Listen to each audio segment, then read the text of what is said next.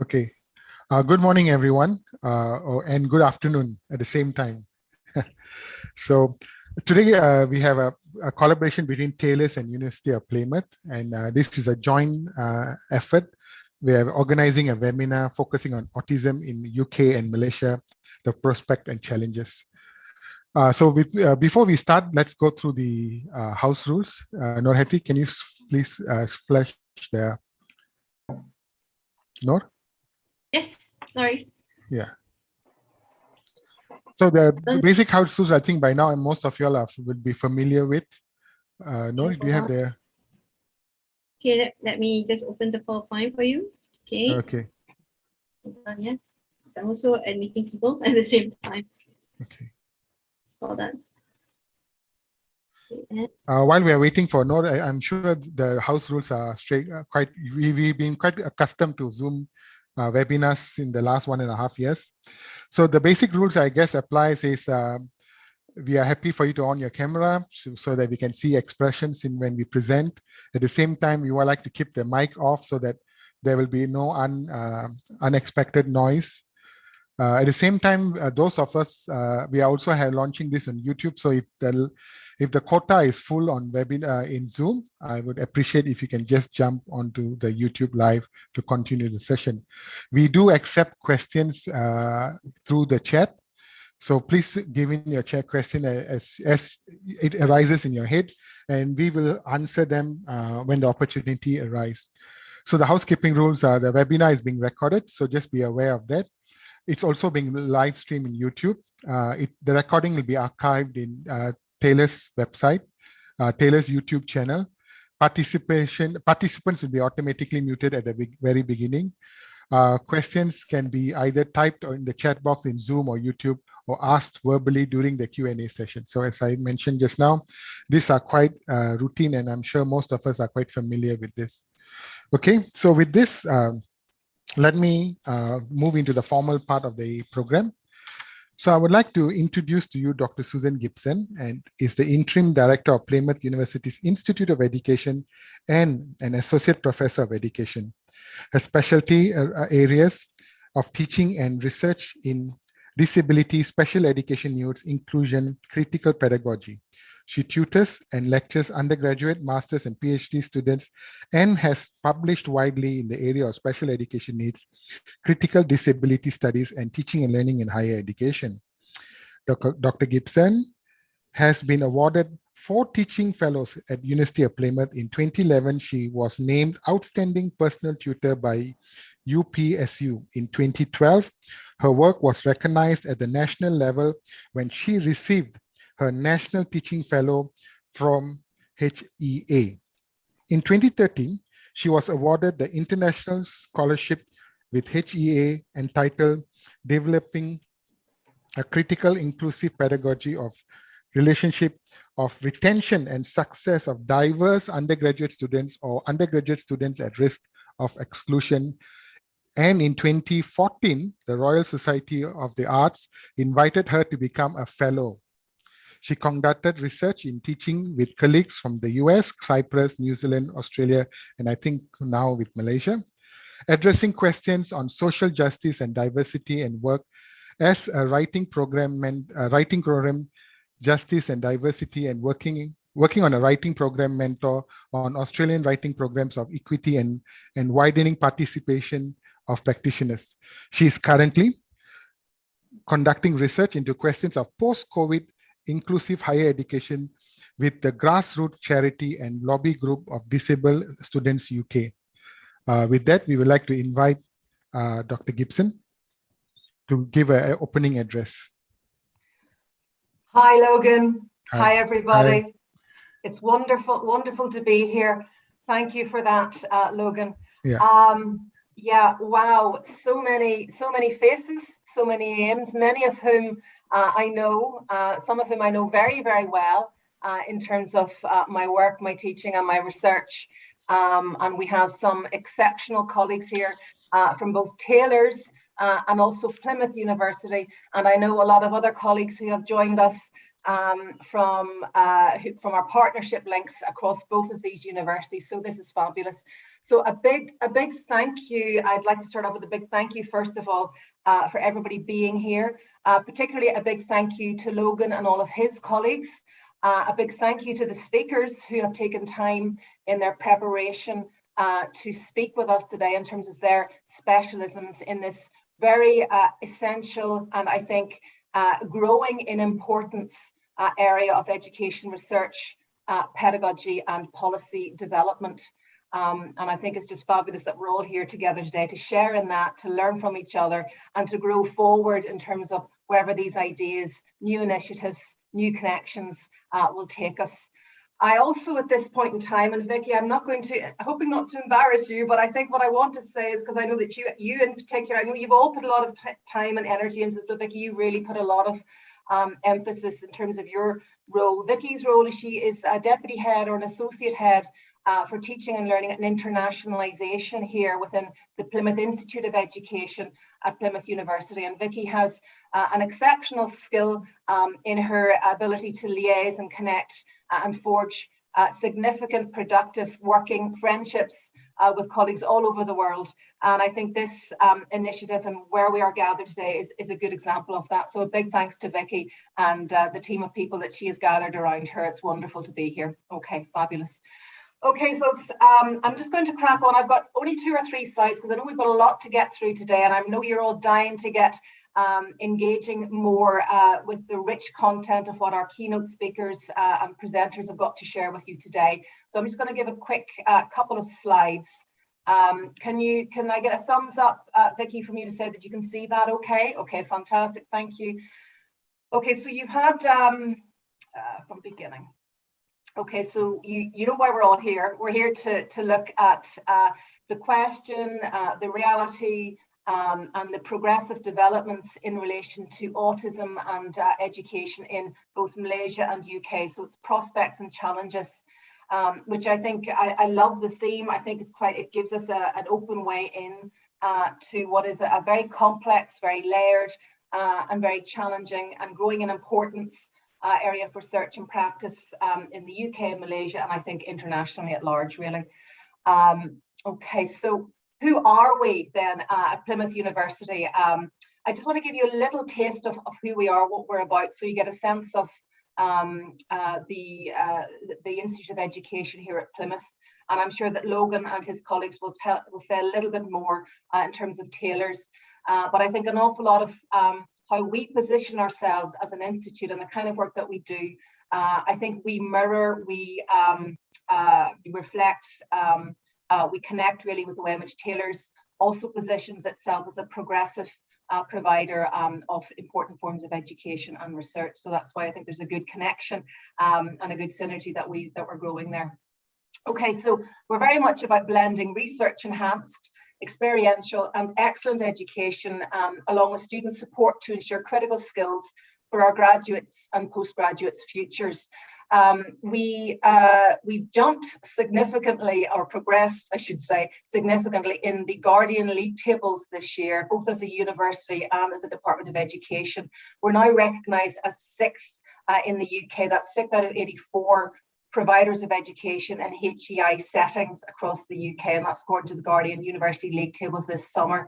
And one of the points that they drew out is not just to do with the exceptional teaching and learning practices we have, but the impact we have on our students in supporting them with effective progression through to graduate status and on. Many of our students will carry on doing their postgrad studies with us, and we have a very strong alumni network as well. And I think that's really important to retain that in terms of rich partnerships and the kind of initiatives like this, for example, going forward. We have a sustainable approach to our civic university work and related partnerships. Now, the civic university work, we had a really interesting staff development session on that a couple of weeks ago. And I'm just looking at Tara, because Tara asked that really important question. What do we mean by a civic university? What is that all about? And I think that what you have here today is an example of what I understand, and I think what we discussed at that session of what we mean by civic university. It's that idea that we are not in our ivory towers.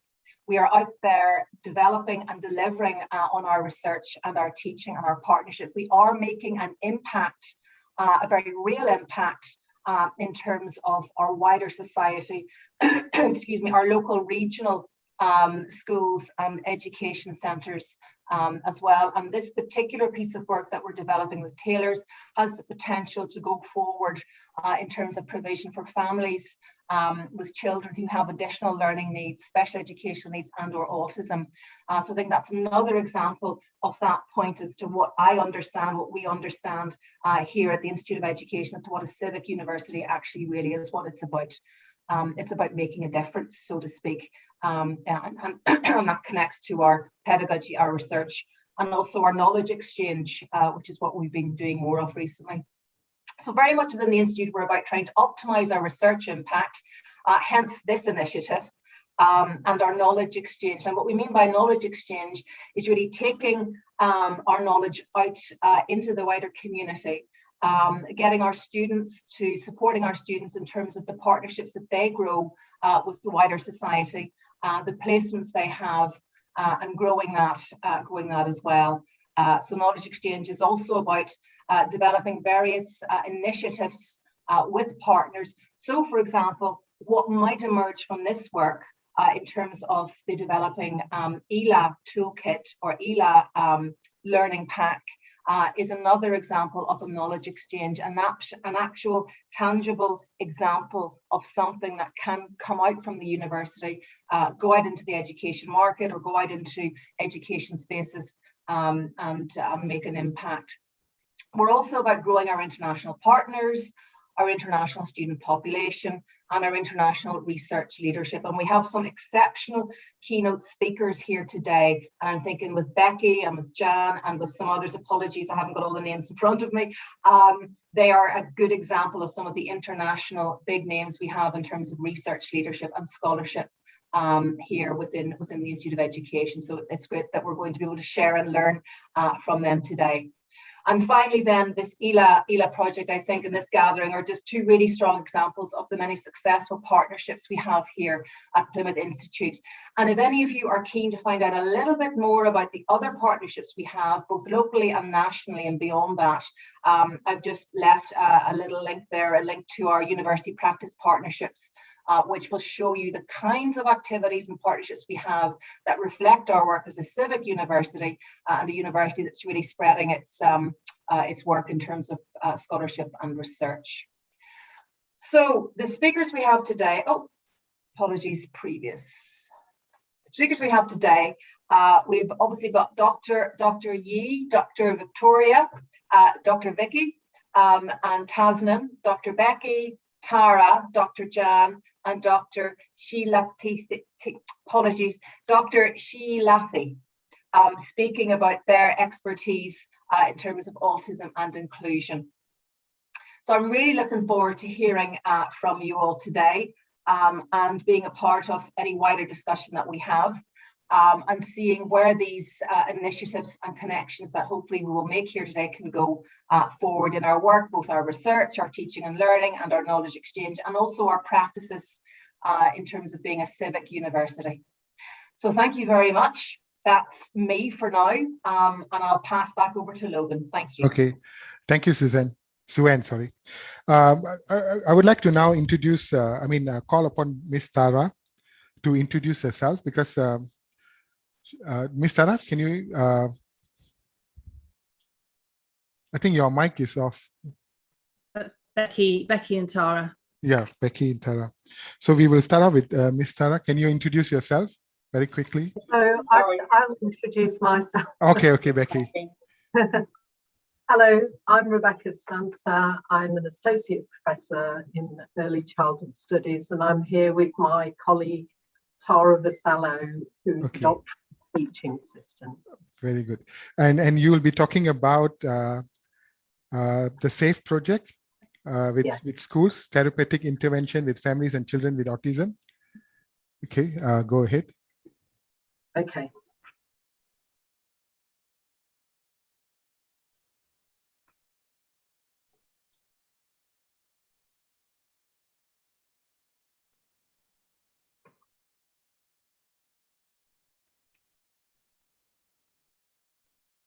Okay, so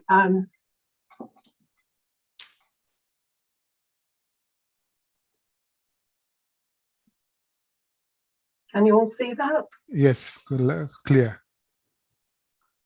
Okay, so before I start, maybe it's obvious, but I'd like to say that both Tara and I are very passionate about working with autistic children and the people who educate and care for them. And today I'm going to talk about an intervention for those children, their families and educators, called SAFE. So SAFE stands for Systemic Autism Related Family Enabling. It's a family therapy based intervention for families of autistic children. And it also draws very strongly on attachment theory. So SAFE is best seen as a flexible kind of toolkit. It's a manualized intervention, but as we know, autism is a spectrum condition, and also every family is different.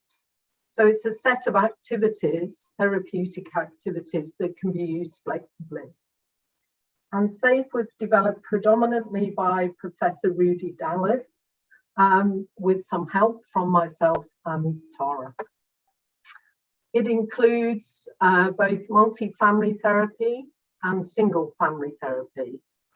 So the families that we work with, usually in groups of around 6 families, meet together and act as consultants to each other. But therapists also work with individual families. And the therapists for SAFE are experts in systemic practice, family therapy, but they also have additional training in SAFE intervention. Okay, so why did we develop this intervention? Where did it come from? So it began with the families themselves. So quite a long time ago now, we worked with around 100 families, and we surveyed them, we did in-depth interviews with them, and we just wanted to find out what their thoughts were about the current support they received. And the answer really was that they weren't very happy with the current support they received. But there was also something else which emerged from asking those questions. And you can see that in some of the quotations here from the surveys we carried out. And I've highlighted here that mention of the family and the need for help for the whole family came back again and again. So this is why we decided to focus particularly on a family therapy-based intervention. So there are other reasons which we can find in the literature, and I'm sure many of you are aware of these, that also indicate that autism affects the whole family and other people who work with and care for autistic children. So here are some of the problems that the families articulated to us. So I think we could group one set of difficulties that they face as being related to the symptoms that, of autism that we see in diagnostic criteria. So issues around social interaction, communication, flexibility. But our families also told us, and the literature also tells us, that these families experience a lot of mental health problems.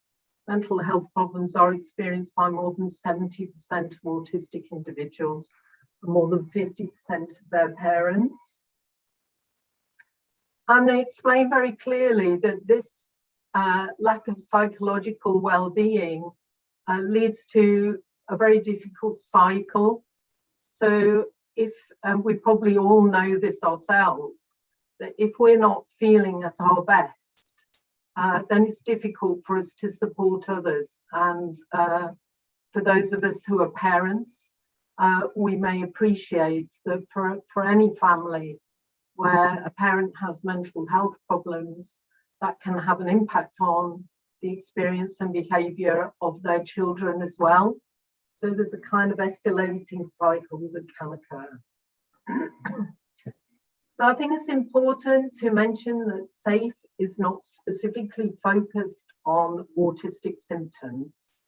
The purpose is not to address those symptoms directly, but to increase the well-being of the whole family, their understanding, their strengths and their ability to cope with any challenges that they encounter. So I mentioned that SAFE draws on attachment theory, and one model that we borrowed from is called the circle of security. Some of you may have heard of this. So it's an approach that comes from Robert Marvin in the USA, and it's articulated through this simple graphic, which explains that all children need opportunities to explore their world, but also to feel that someone is watching over them. But also all children need the chance to be welcomed back and for someone to help organise their feelings and thoughts.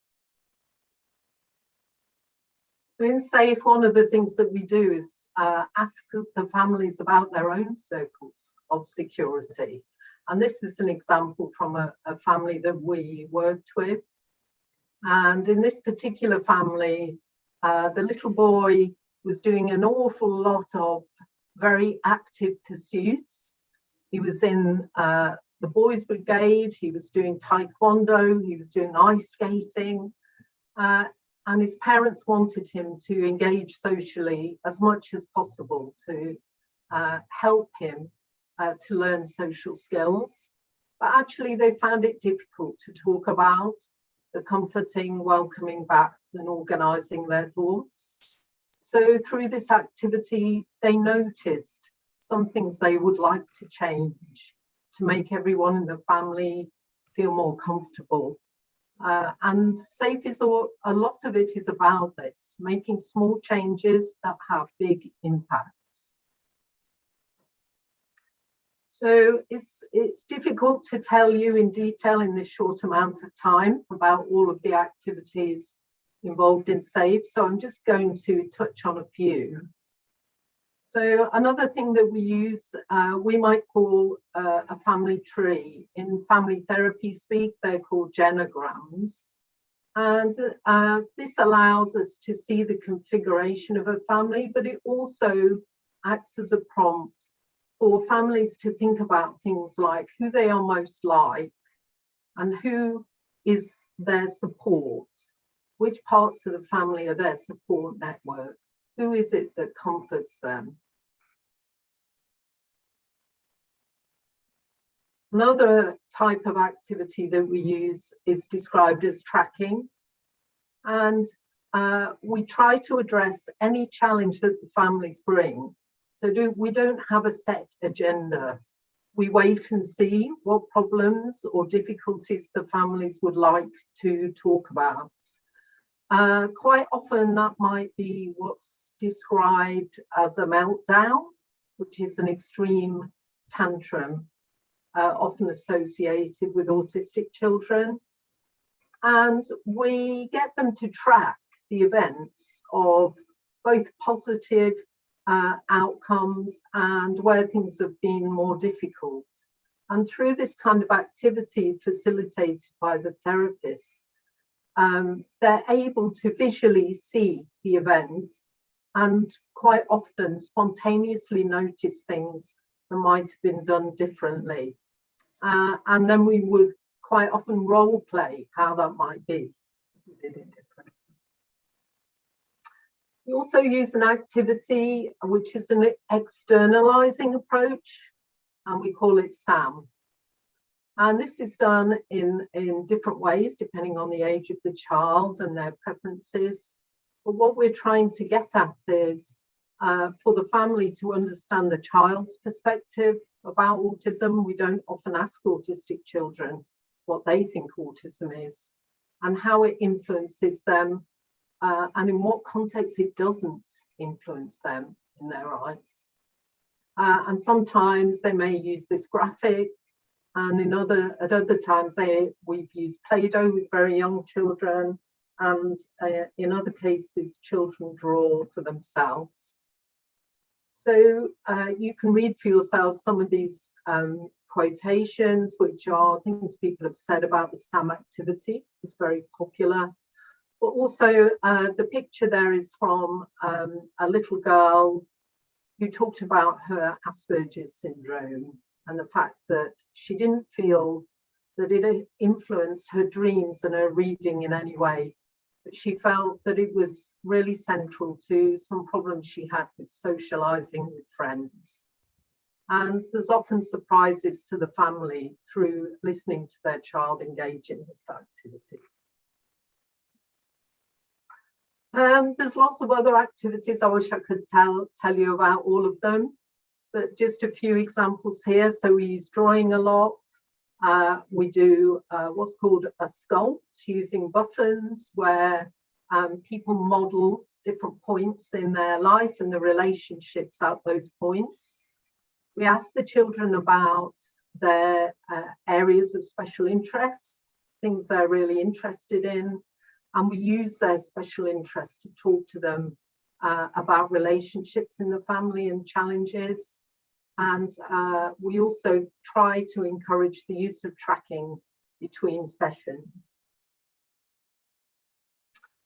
Okay, so I've given you a very brief overview of SAFE, but SAFE has been subject to some funded research funded by the National Institute of Health Research and a funding body called Autistica.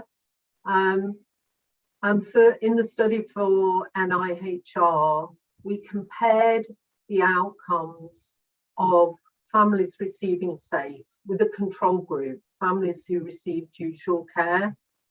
And we gave them a number of assessments before and after they had the intervention, measuring communication, coping with difficulties, family strengths, mental health, and attachment. Our primary measure was something called the score 15, which measures communication, difficulties, and strengths. For Autistica, we did an embedded qualitative study of how the families experienced the intervention. So was it helpful or not? Well, I guess the truth is that we're still finding out, but it looks like it is very helpful. And we're currently working on doing a national trial for SAFE to find out whether it can be implemented across the UK. But in the work we've done so far, the families reported that they found the activities helpful or very helpful. They really liked multi-family sessions. Many of these families feel quite alone and judged by other people, and this format helped with that. So key themes in the qualitative data that emerged were that SAFE led to increased understanding between family members. They felt less isolated. They felt better able to step back and reflect on situations, and more confident in tackling problems. So again, there's some quotations there that give a kind of overview. Personally, I like the last one, which was from a very young autistic child who just said, I liked meeting the therapist, but that speaks volumes. If you have a strong therapeutic relationship, you're halfway there. Okay, so I mentioned the score 15.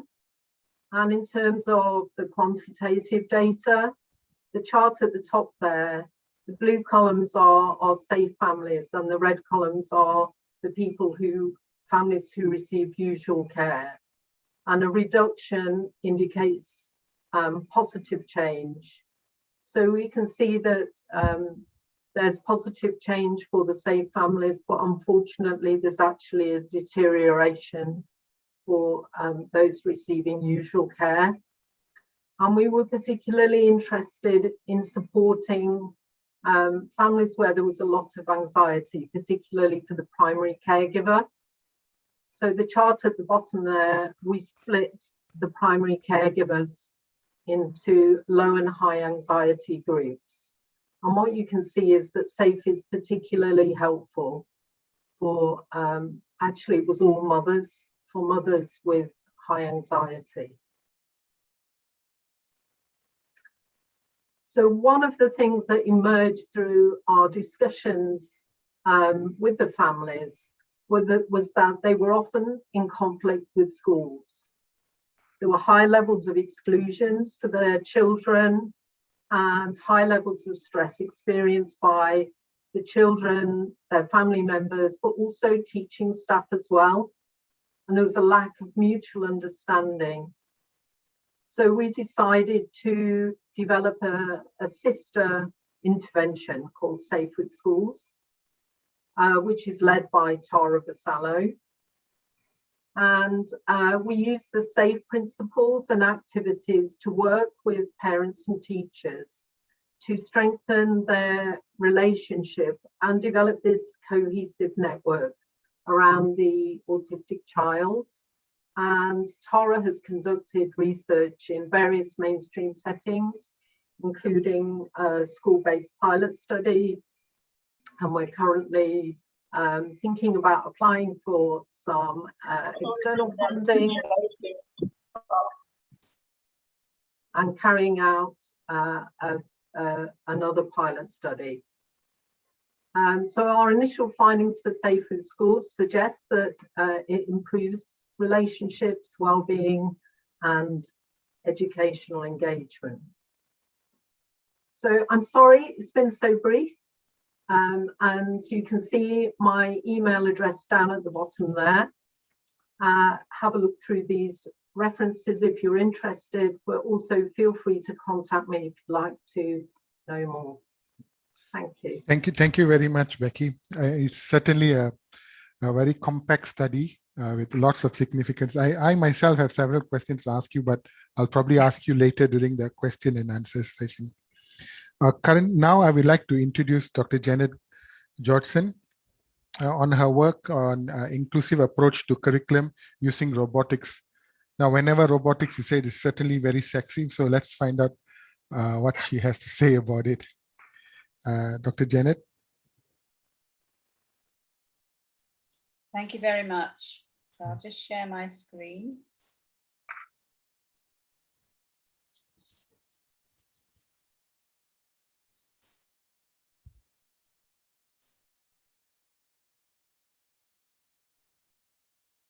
Right, so I used to be a teacher of children with special educational needs, in particular children with autism, for many years before I became a researcher. So I've got a particular interest now in inclusive pedagogy and also in using technology to support learning, because I think there's great potential with the shifts in curriculum and pedagogy in recent years to find ways of teaching that work for children with all sorts of different kinds of learning needs. And I think that this quotation captures the importance of an inclusive approach to curriculum. Students with disabilities will enter the same world as their peers, and this world is going to demand skills like critical thinking, problem solving, collaboration, communication, self-advocacy, and dispositions such as self-determination, resilience, and growth mindsets. And I think children with disabilities are also going to benefit from the many new resources that support learning in these different ways. And one of these resources is robotics. So what I'd like to look at today is how using robotics might help to make the curriculum more inclusive. I'm going to share findings from an international project that started in 2016 and is still continuing. And this looked at how using robotic resources might help to promote learning for diverse pupils in different curriculum areas. It was funded by the European Union and was led by schools from 5 different countries and then supported by by universities, but it was very much a school-led project. Each country had a slightly different emphasis to explore the different resources that the project brought for them, and these were mainly Lego resources and some floor robots, but for all of them, curriculum became a central theme. we adopted a relational approach to programming, exploring the potential and inspired very much by the work of Donald Knuth.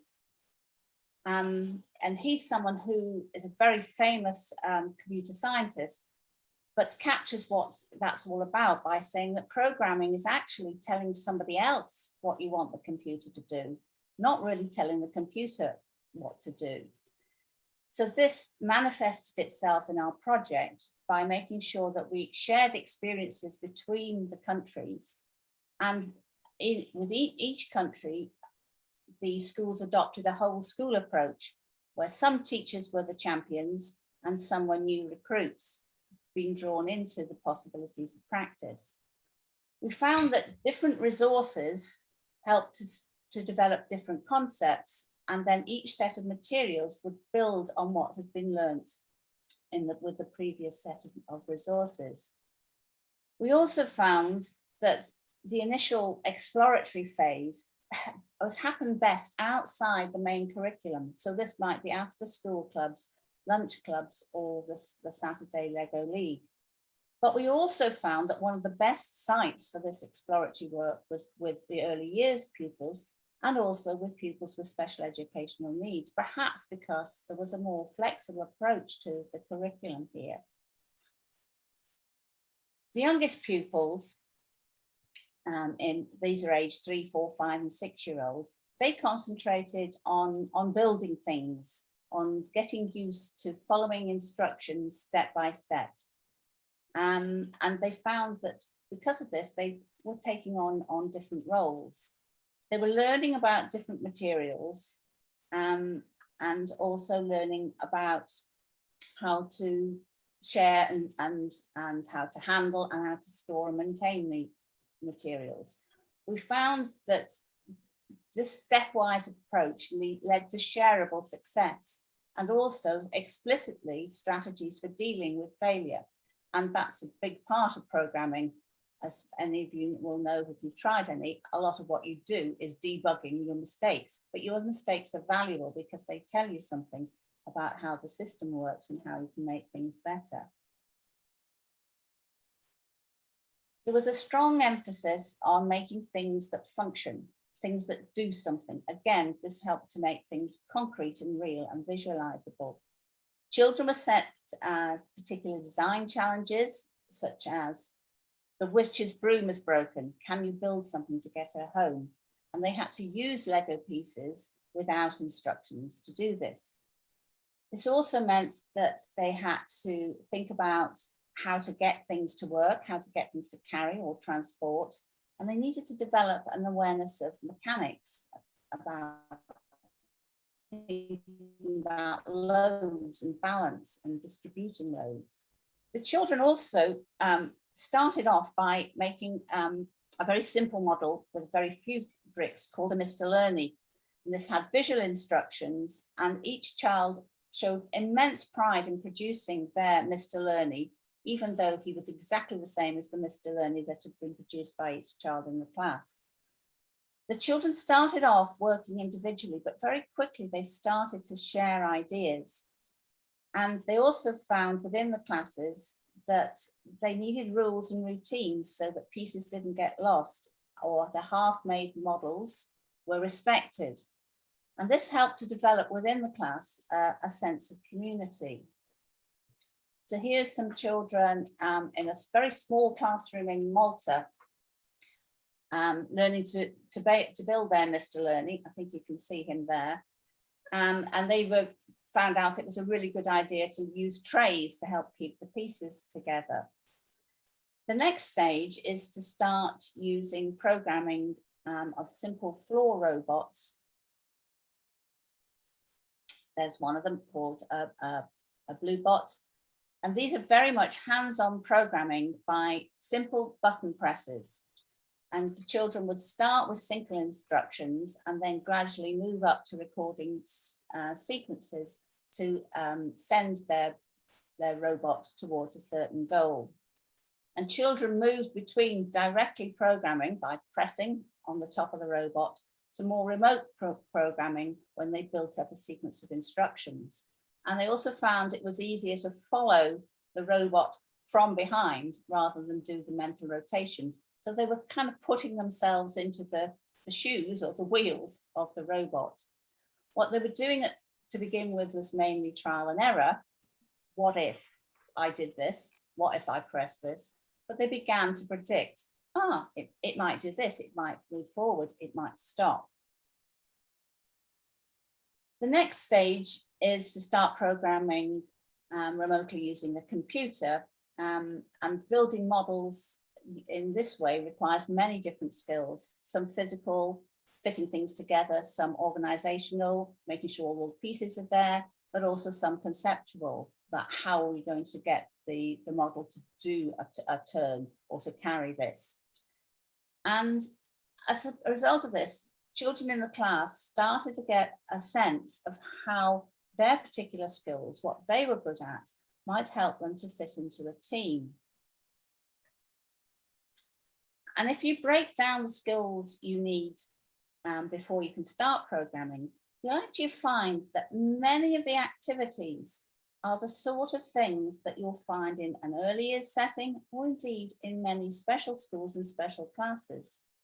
And because there are so many different skills, we found that children in the class were differently positioned with respect to these skills, and it gave different children with different opportunities to shine.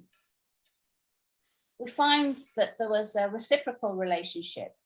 The curriculum supports robotics because it gives children experience through block play and modeling and perhaps moving larger things around in forest school of mechanics, what happens with loads that aren't balanced.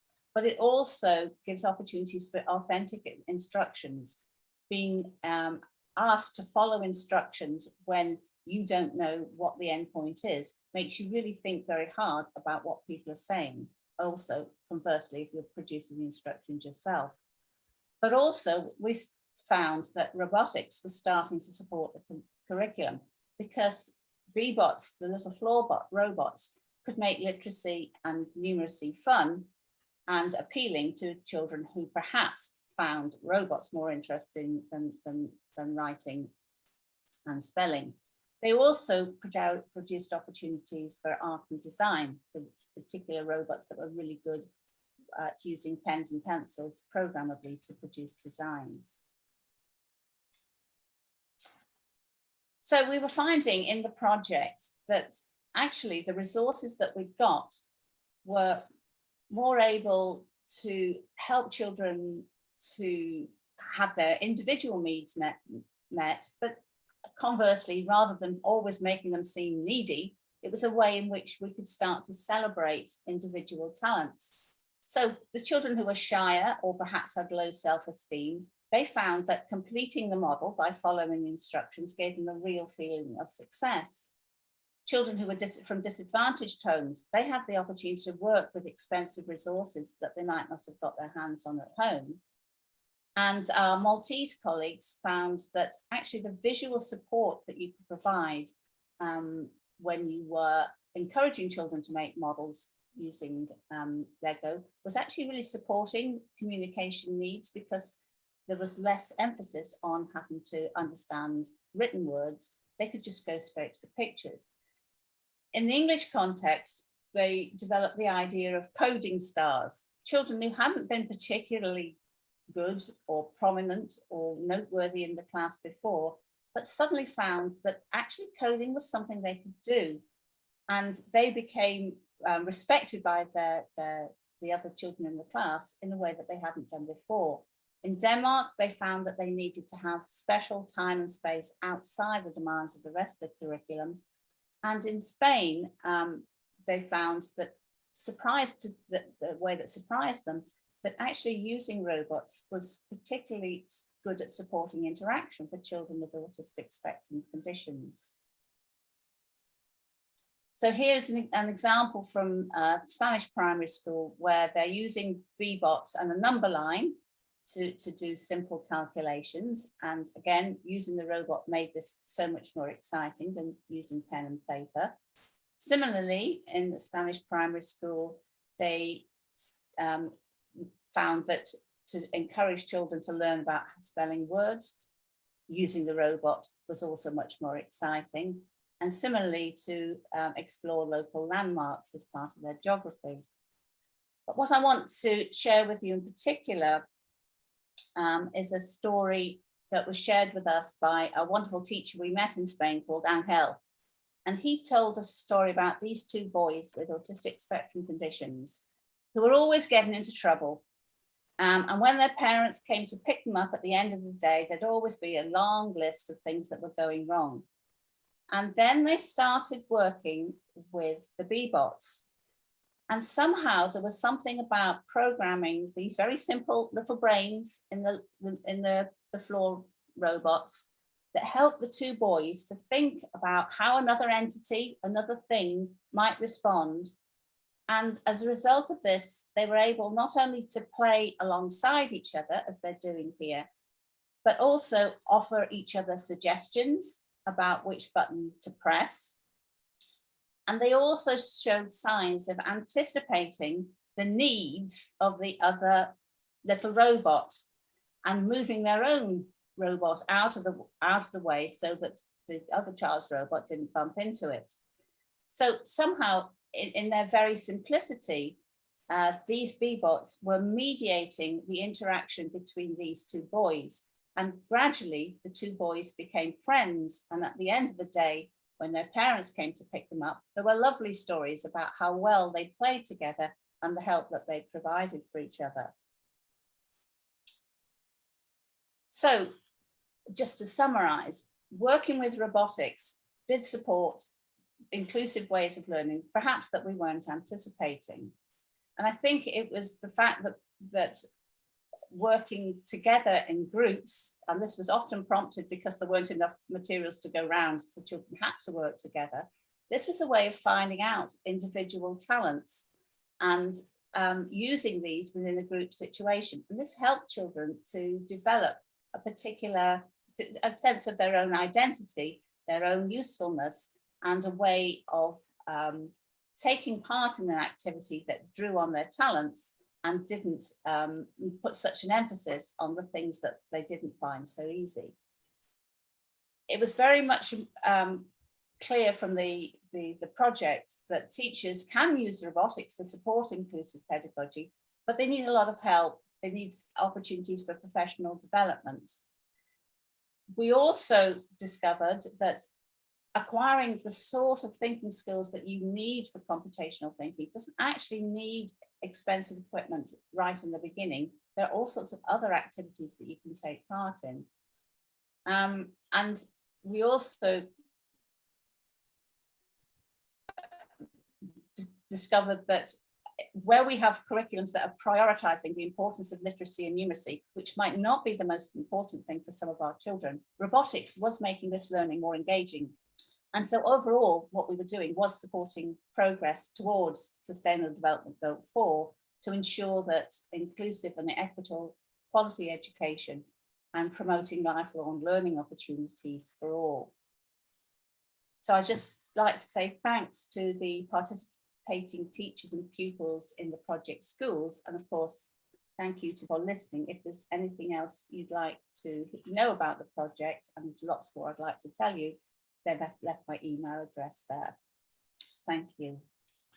Thank you, Dr. Janet. That was very enlightening. For the third part of today's conversation, I would like to invite Dr. Saila Arumugam on inclusive education in Malaysia for children with autism. Dr. Sai.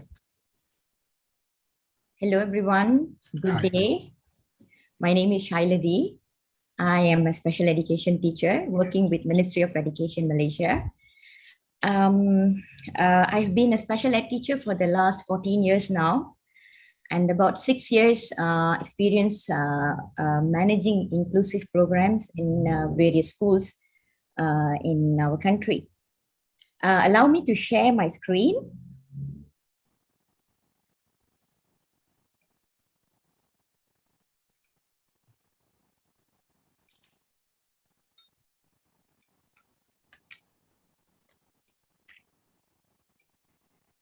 Right. I truly appreciate the opportunity to speak with all today about how inclusive education for children with autism is implemented in Malaysia. I'm sure, besides sharing about our practice in inclusion with our friends from UK, I'm sure quite a number of us in Malaysia itself are working with children with special needs might be wondering, are we practicing inclusion in the government schools, in the public schools for our children with special needs? Well, the good news is definitely yes. We have a very structured model. We have guidebooks introduced by ministry for teachers like us to follow through and make inclusion successful in our country. So as I mentioned just now, in Malaysia, inclusive education is not something new. So we have about 3 important timelines of inclusive education in Malaysia, beginning in 1962, and then 1988 and 1999. Why these 3 differences in years? Because it's based on the type of target students with special needs. So in 1962, our ministry implemented inclusive education program for the visually impaired students. And in 1988, the program was implemented in special education integrated program for students with learning disabilities. This program is the largest contributor to the increased enrollment of inclusive education program right now in our country. And in 1999, we expanded inclusive education to some of the technical schools in Malaysia. So right now, inclusive education is not just for children with autism or students with autism, but for students from all categories of disabilities or special needs. But then children with autism, especially the ones under the mild spectrum, they champion in numbers compared to other categories of special needs. So before we move on to learn how inclusive education is implemented in our country for students with autism, let us have a quick look at the categorization of special needs by Ministry of Education Malaysia and see where autism falls. The main reason for this categorization is to decide the right education placement for students with special needs. Dr. Sai are you using okay, good. The PowerPoint. Yeah, I'm just going to the next slide. Okay. Right. Okay. So in Malaysia, students with special needs, they include those with hearing impairment, visual impairment. We have 6 categories starting from hearing impairment, visual impairment, and then we have students with speech difficulties, and then we have students with physical disabilities, then goes learning disabilities, and with multiple disabilities. Now, our students with autism comes under the category of learning disabilities. That means we don't categorize them separately, but we include them under the category of learning disabilities. Now, to have a better understand on how inclusion works for students with autism in Malaysian schools, let me give a brief overview of special education in Malaysia first, because we don't have a school specially for students with autism, right? So generally, education for special needs students in Malaysia is provided by the Ministry of Education under the Special Education Division and also many other private institutions as well. But today, we are only going to discuss about education programs provided by Ministry of Education. So Genius Kurnia is a government institution under ministry providing education for children with autism where the students are below 6 years old. Right. Besides Genius Kurnia, for other for the primary and the preschool, primary and secondary schools under government, we have special education programs, but they are not primarily for autism. And all the category of special needs students are enrolled in 3 school options. And children with autism are also enrolled in one of these programs.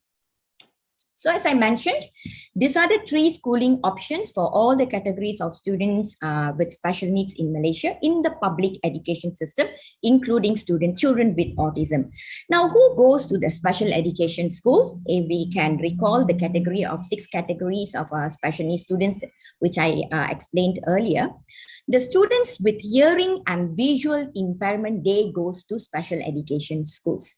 So currently, we have about 28 special education schools in preschools and primary, and we have 6 special education schools in the secondary level. And then we will look at the Special Education Integrated Program, SEIP. Right. This means they provide special education classes. That means classes, special education classes located in the normal mainstream school. We will be sharing the same roof, but different division. We have different administration, but will be under the same roof. And this in these schools, in these programs, students are confined to their own special education programs in special classes, but they share the access and the facilities with other normal students in the school. This is not inclusion. This is special education integrated program. Okay, right. And then our students with autism, they mostly they are enrolled under the special education integrated program, because as I mentioned, we do not have a special program or a special school for students with autism. And then we hear from the SEIP program, teachers will be doing some assessments for inclusion, where the able special needs students will be placed to study in the normal education classes. Okay, they are all based on their readiness of these students. Let it be autism, let it be Down syndrome or ADHD or ADD, they will be placed in the mainstream classes of that particular school. Right? So inclusion is implemented based on a model. We have a model suggested by our Ministry of Education, which is the holistic model of inclusive education.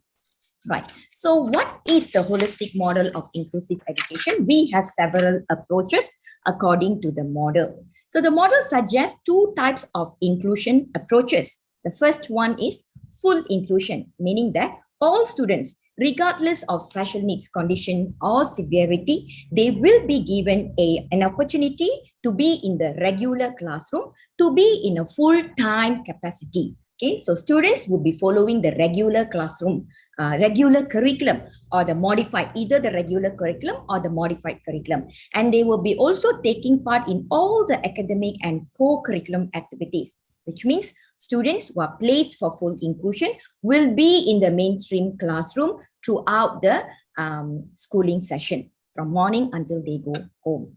And secondly is the partial inclusion. And partial inclusion is divided into 2, that is partial academic and partial non-academic.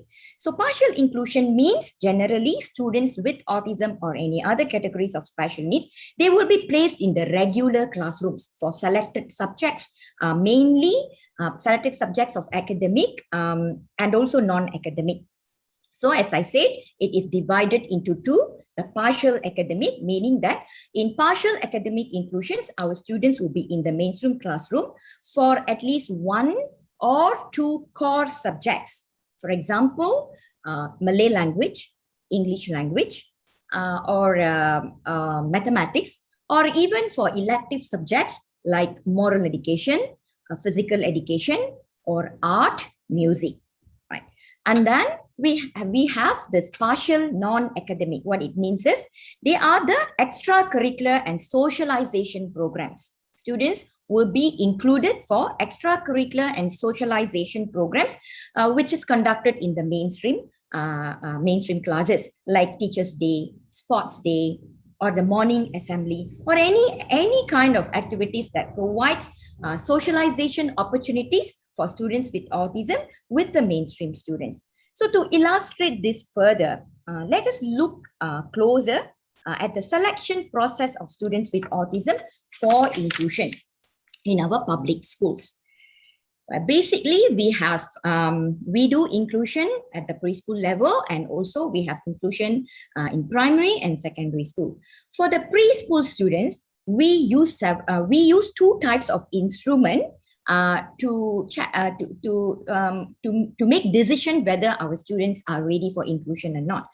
So in the preschools, teachers usually will be using an instrument called impak. Impak is a Malay language. Okay, impak is actually a developmental screening tool for students age 4 to 6. In our Malaysian public preschools, we accept students as early as 4-year-old, whether they are in the typical program, preschool program, or in the special preschool. So we also have special needs preschools.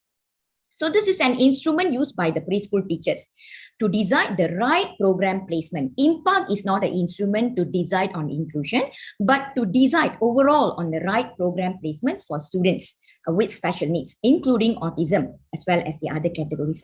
So there are about 5 measuring constructs in impact. They are the child developmental domains, like cognitive domains, language and communication, behavior. We have physical development, and there's an additional self-help skills.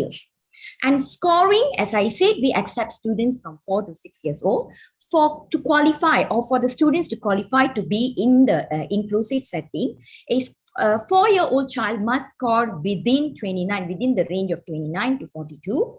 A 5-year-old child must range within the scoring must be within the range of 26 to 38, and the 6-year-old must score within the range of 28 to 40. Right. The ones who scores, we consider that they are not ready yet for inclusion, they will be placed in the special education integrated program. It's not that we reject them. No, we will take them in under the SEIP program. And then we move on to the primary and secondary school, how we do inclusion. We also use a tool, an instrument.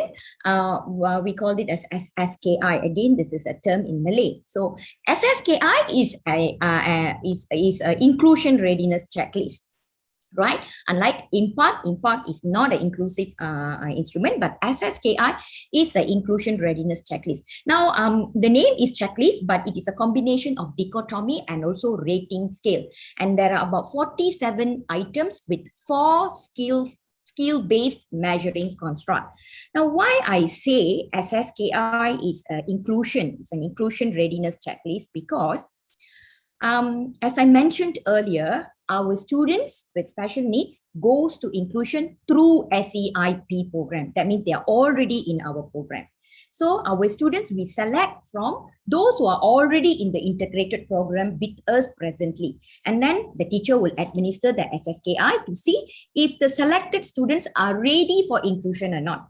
So we can see here that although our students are placed in the special education integrated program first, it is always the ministry's intention to include them in the less restrictive environment as soon as we can. So that's the reason why educators, special educators in the SEIP program, we do inclusion readiness assessment as frequent as we can, at least 3 to 6 months once we do inclusion readiness assessment on these children. As we can see here, based on the findings of this SSKI instrument, we will group the students into 3 groups or 3 classification. The terms here might be a little confusing because it is the back-to-back translation from the original term, from the guidebook that is provided by the MOE. There's no standardized or a official term, a translated term in English, but I would try my best to give more clarity on the grouping, on the classification. So the first is, if you can see there, ready for inclusion.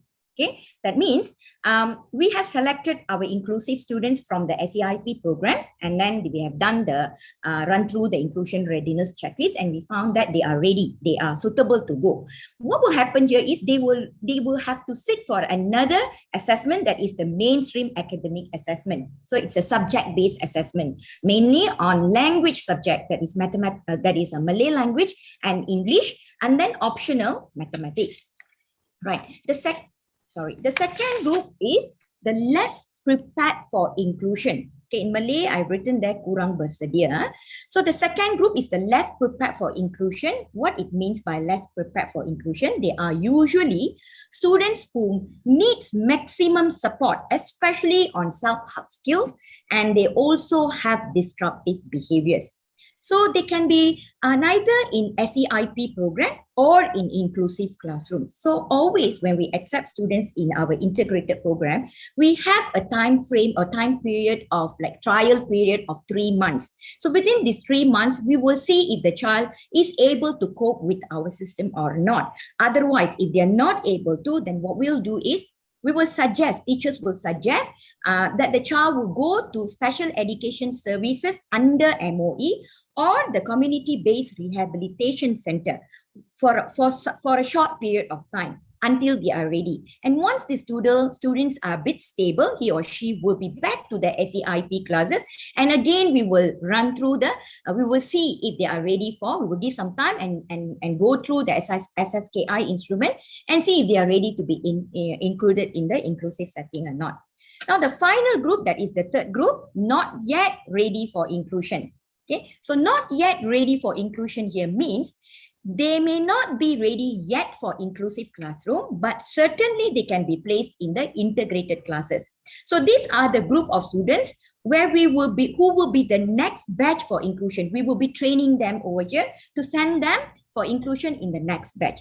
So ideally, this is how the process of inclusion is implemented in Malaysia based on the based on our guidebook provided by Ministry of Education. So with the structured selection process with instruments and so on, students are also given rightful support for them to adapt well in the inclusive setting. Right. For instance, we have supports like resource teacher or shadow teacher going in to the mainstream classroom as a support to the child as well as the subject teacher and the class teacher. Besides that, we also have something called differentiated instructions, especially on learning materials, where there will be some discussion between the special ed teacher, the shadow teacher or the resource teacher, and the classroom teacher or the subject teacher on the kind of learning material suitable for the child. And then we also practice co-teaching. Both the special teacher and the subject teacher will be doing co-teaching during that particular period of time. And besides that, we also have something called peer support system, buddy. We will be finding a buddy for those students whom we include in the mainstream classroom. There will be a inclusive partner, inclusive friend for the students in the classroom and also outside classroom to assist our inclusion students during recess, during physical education classes, music classes, those classes conducted outside the classroom. And finally, students who are following the partial inclusion, our teachers, our special education teachers or resource teachers, they will be doing individualized educational plan for them to see what else can we do to support these children. So we can see here that inclusion in Malaysia is encouraged through the special education division from the special education integrated programs, although all schools are meant to be inclusive schools. So when I say all schools are inclusive schools, what I mean to say is parents have all the rights to decide where to place their children, where to enroll their children, regardless to the child's special needs, to their child's disability. Meaning that even though the child has autism, for instance, parent can still enroll the child in any mainstream public schools, whether the school have SEIP program or do not have SEIP programs. But then the disadvantage over here would be the schools without SEIP program, there will be lack of support system for inclusion in the mainstream schools because we won't be providing all this support for the students who are placed in the mainstream schools without special education programs. So this leads directly to my next point, which is the supporting policies for inclusion. So as we can see here, the literature highlights several policy pronouncements, both international and also national, that have been influential to the process of outcomes and of inclusive education policy making in Malaysia. So however, the recent introduction of zero reject policy in Malaysia signals a historical shift towards a more inclusive educational environment. I would like to highlight here that zero reject policy is a renewed commitment to inclusive education in our country. Right. As a result of this, Ministry of Education aspires to increase the participation of students with special needs in the mainstream classrooms from 50% to 75% by the year 2025. So now we are in the year 2021. So we have 3 more years to go. So finally, I would like to address some of the challenges that we face in the process of implementation of inclusive education. These are all some of the real challenges that we face, we are still facing. So definitely lack of support from the mainstream, management is definitely one of the first. Why? Because not all the schools administrators are aware of inclusion, especially when there is a change of administration head, when there's a new principal coming in, or when there's a new teachers. I know several new teachers joining. So it's like always back to the scratch, explaining and advocating about this new batch of teachers about inclusion, the benefits of inclusion, why the students must be included in the inclusive environment, and so on. So some of the teachers and also our management, they still feel that students with disabilities should be placed in their own setting. They should go through their own curriculum. Okay, some misunderstanding over the suitability of the curriculum. Some feels that they are not able to learn in the mainstream classes, especially students with autism, where they have an array of a wide range of learning needs, especially in terms of behavior and so on. A lot of modification and accommodation we need to make. So this also contributes to the reason why there's a communication delay between the mainstream teachers and also the special education teachers. And we know that implementation of inclusive education in schools requires a strong collaboration between the mainstream teachers and the special education teachers. Why? Because the success of this program will not happen if only one party is serious in ensuring the inclusive program goes as planned. And besides that, the workload of mainstream teachers with maximum students in the classroom. Our classrooms, our schools, our mainstream schools, we have maximum students, like for instance, 35 to 40. And this could be also one reason why they're feeling it a burden. Teachers find it a burden to address 1 or 2 diverse learners in a full packed classroom, right? And also not all mainstream classes are special needs friendly, although we are working very hard on improving this. And finally, we also face challenges from parents. Parents also denies inclusion for their children, even if we try to give the confidence to the parents that their child is ready for it. Mainly because they are afraid of cases like bullying and so on, or the stress of academic achievement, academic needs. They have to follow a rigid routine, classroom timetable, and so on. So parents are also afraid that will impact the child emotionally, socially, and so on. And as a way forward for a better inclusive education, Ministry is working really hard to reduce the impact of above challenges that I have just explained by providing continuous professional development training for teachers and school management. Every time there's a change in the management, we will be going in, we'll be taking out one slot during the school meeting, and we'll be briefing about inclusion, inclusive education, the policies. At least we do this every 6 months once during our official school meeting. And we also have awareness modules for parents and inclusive peers. In this regard, mainstream schools are urged to create an inclusive and learning-friendly environment that welcomes, nurtures, and educates all children based on the values of love, happiness, and mutual respect. Right, definitely there's a lot more than this to share about the implementation of inclusion in our Malaysian schools, and 15 minutes is insufficient. So I end with a recap. For the past 15 minutes or a little bit more, I spoke about the classification of special needs students in Malaysia, the schooling options that we have, the holistic model of inclusive education and the approaches. We also learned about the selection process for inclusion and the support extended. Finally, we saw how zero reject policy gave a new hope and the way forward for inclusive education.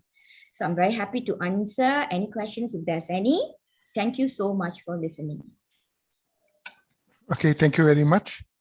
We are going to take a short break so that we can come back and continue with the presentation by the ELA project. Okay, Nurhati, to you. Okay, Dr. Logan, thank you. Dr. Shai, can you stop share? Yeah, I am. Just giving Okay, thank me a you. minute. I'm finding the. So before you all go for the break, please don't forget to come back in 15 minutes time. Okay. Okay, Doctor. Yeah. Yeah. Right? No, no. Yeah. Okay, perfect. Okay, thank you. So I just share screen. Okay. Okay. Done. Done, yeah. Okay, anyway, we're going to go for our break. So let me just share my screen first.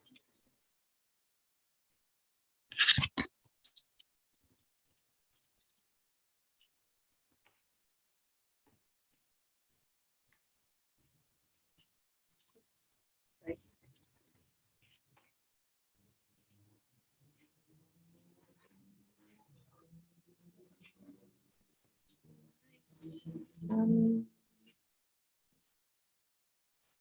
Right.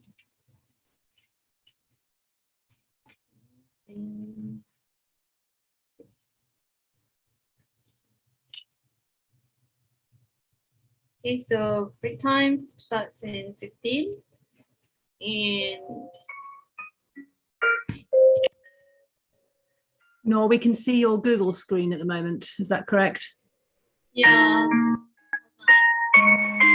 just want to actually make it disappear. Okay.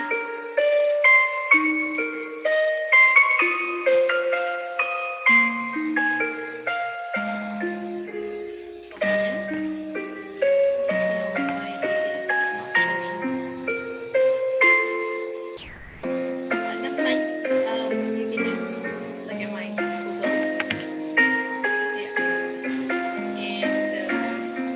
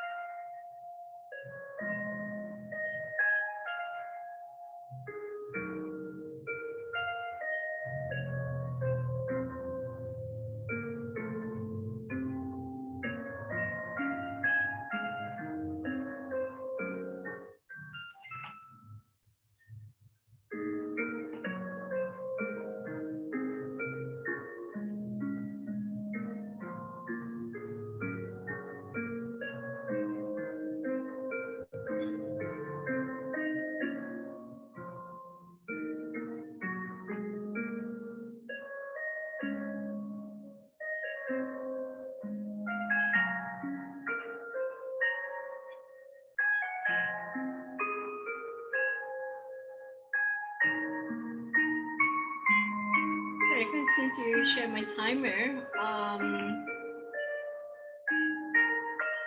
So yeah, what's wrong with it? So everyone can see it.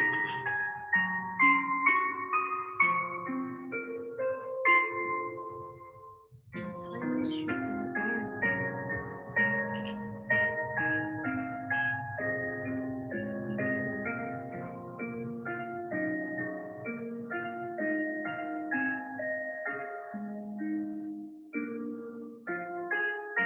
I'm sorry, it doesn't work. But anyway, you have about 11 minutes left. Let me just find the timer here. I thought you could see it.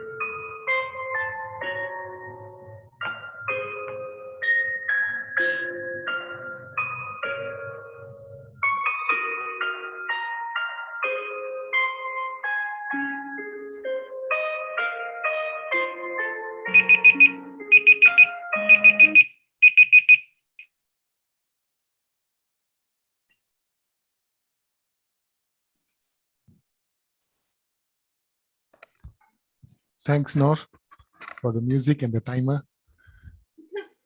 Sorry about the timer. No, it's okay. I thought it would work. Okay, is everyone here? Okay, welcome back after the break.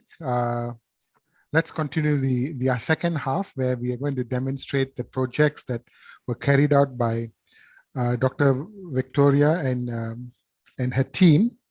So I would like to call upon Dr. Victoria, Mr. Jack, Dr. Lee, and Tasmin to come on board to introduce briefly themselves and the project they have done. Victoria? Thank you, Dr. Logan. Yeah.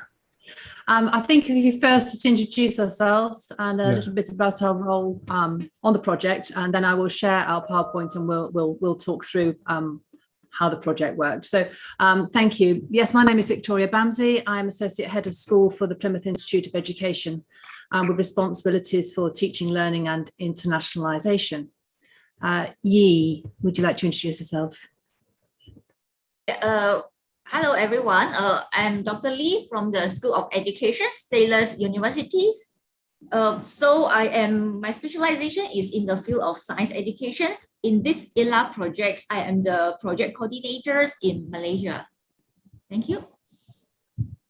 Tasnim? Hi everyone, my name is Tasnim Jannat and I just completed my master's in teaching and learning from Taylor's University, Malaysia. I also work as a research assistant in this ILA project. Thank you. Thank you, Tasnim. And Jack? Hello everyone, so I'm Jack. I'm a PhD student specialising in autism and doctoral teaching assistant with the University of Plymouth. I've been really excited to be part of this Taylor's University project. Yes, and hopefully that excitement will carry on for everyone watching as we unfold with telling you all about the ELAB project. It'll be fantastic. Thank you for letting me be part of it. Thank you, Jack. Okay, so I'm just going to share our PowerPoints and we'll talk through the development of the project. And I think we're going to start with Yi. Let me just put this onto screen share. Okay, over to you, Yi Ling. Yeah, thank you, Victoria. So greetings to everyone. It is a great pleasure from my team and I to share with you our initiative in developing the Enabling Learning at Home, or the acronym ELA projects, to support children with autism spectrum disorder.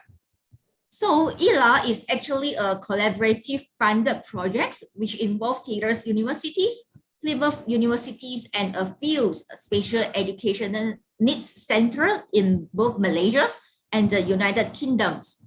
So the objective of this ELA projects actually were to develop sustainable and international partnerships which can benefit community through research and quality educations. The second, we also aim to develop and evaluate a pilot home learning pack for children with autism. And third, we plan to raise the awareness on the importance of supporting home learning for children with special educational needs. So from May to July this year, we developed and distributed a baseline survey to the key staff at the special education needs learning centers and parents in both Malaysia and the United Kingdoms, for the families with autistic children to understand the current practice and the needs for a home learning pack. Since this was a pilot study, the number of participants involved were rather small. So altogether, 26 participants from the 2 learning centers in Malaysia and 1 learning center in the United Kingdom completed the baseline survey. Based on the findings, we then developed home learning packs and then distributed the packs to the participants, to the participating parents. The parents then guided and supervised their child to complete the activities at home at their own pace. We then collect we then collected the evaluation form and analyzed the data. The pilot test for the ELA projects was completed at the end of July this year. Now, I would like to invite Ms. Tasneem to talk about the driving factors for this ELA projects. Thank you so much, Dr. Lee. So what is the justification of this project?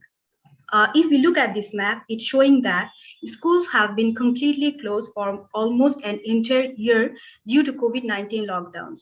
According to the latest data by UNESCO, more than 888 million children worldwide continue to face disruptions to their education due to full and partial school closures. With every day that goes by, these children will fall further behind and the most vulnerable will pay the heaviest price. It has been developed as a result of the coronavirus pandemic and school closures that have placed the role of education into the hands of parents who may not feel well equipped to support their child appropriately, especially those with special educational needs. Beyond the impact on kids' learning, school closures are creating additional strain on parents and families who may not find themselves needing to provide childcare during hours when they might have been working for taking care of other needs. The Education Endowment Foundation states that the attainment gap between disadvantaged children and their peers in England will widen by as much as 36% during lockdown. For children with special needs, the picture is not as clear. Some research reports that lockdown has improved cognition and language skills for children with autism, but that social and emotional skills have degraded. By way of example, imagine a student or a child who has autism, who cannot turn on a computer or participate in any online classes without assistance. And the arrival of COVID-19 made the situation challenging for these children. So our initial pilot project will form the basis for a larger multinational study that will highlight the needs of these families, but also provide a set of supporting resources so that learning can continue to take place at home even after this COVID-19 situation. We hope that after this project, we will be able to identify the needs of these children and develop a home learning path, which will be helpful not only in UK and Malaysia, but all over the world. That's all for me today. Now I'm requesting Dr. Victoria to continue our further presentation. Thank you, Tasneem. I'm just for the next few slides going to talk through the development of our home learning pack and share some of the resources with you. First of all, building on what Tasneem said, it was based on a review of the policy and the literature and that feedback from setting staff and from parents as to what it is they wanted, what do they think would support their children's learning during lockdown, but also beyond lockdown, hopefully when we're back into the education again. And there's a recognition that there is a need to provide and facilitate children's learning at home. A lot of the feedback was about the importance of a home learning pack being affordable for parents. And suggestions were to include worksheets perhaps, or something that was in PDF format, so cards that they could use. Whilst also recognising the time and the resource availability of parents. In lockdown, particularly, parents were working from home. They didn't have the time to support their children with their learning. So somehow we needed to find a way that would facilitate children to engage in their own learning and to be independent in those activities. Part of this development of the content was also, as I said, based on the review of policy and literature. And we identified that there was a need to support across the 4 broad areas of need. Now, in the UK, our Special Educational Needs Code of Practice indicates those 4 broad areas of need are the communication and interaction, cognition and learning, social, emotional and mental health, and then sensory or physical needs. But we also recognise that children will often have needs across each of those different areas, and that an activity designed to support communication and interaction might also support the child's cognition and learning, social, emotional and mental health, and so on. As Tasneem said, and it was quite a small number of participants. This was very much a pilot project just to get an insight into the sorts of needs that parents had and what sort of activities might be supportive for them. And we hope that we'll be able to expand on this to develop from the evaluations we've received, to develop that pack, to develop the contents and how it's produced, so that we can then roll the pack out, the enabling learning at home pack out to a wider group of parents across both Malaysia and UK, but also to work with other countries. So sharing of the home learning pack with our parents was done through two mediums. One was online and one was through a PDF file. What we would like to also be able to do in the future is to print off those PDF documents as cards that could be physically sent to parents, so they have a physical resource they could work with in their families. And while I've got screenshots of our home learning packs here on the PowerPoint, what I'm going to do now actually is to stop sharing the PowerPoint and to show you our website, so you can see what that looked like for our parents. So I'm just going to stop sharing this now and then attempt to share our website. So we've used our University of Plymouth's practice partnership knowledge exchange website, and on that we have got a tab which is about our enabling learning at home. And what we've done here on this first page is just to introduce to parents what the website was about, how it has been designed and its particular aims, the links to the 4 broad areas of need.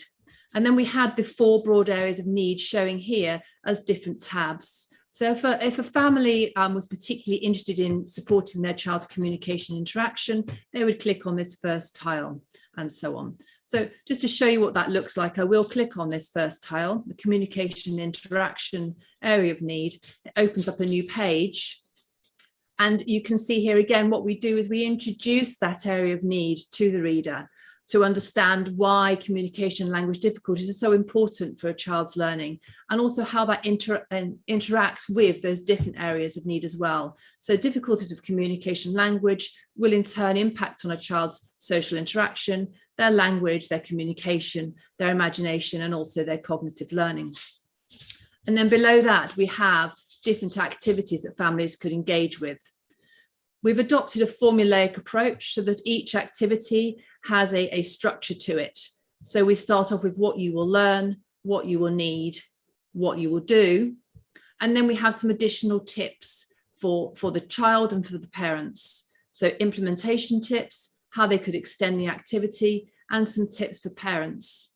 We recognize that this is aimed at a range of ages, a range of developmental stages, and a range of needs. And so that not all, and interests as well, so not all children will want to do all activities. It is open for children and families to choose the activity that they feel drawn toward, that they are interested in, and to develop it in a way that suits them. So for some children, some activities might be a little bit too challenging.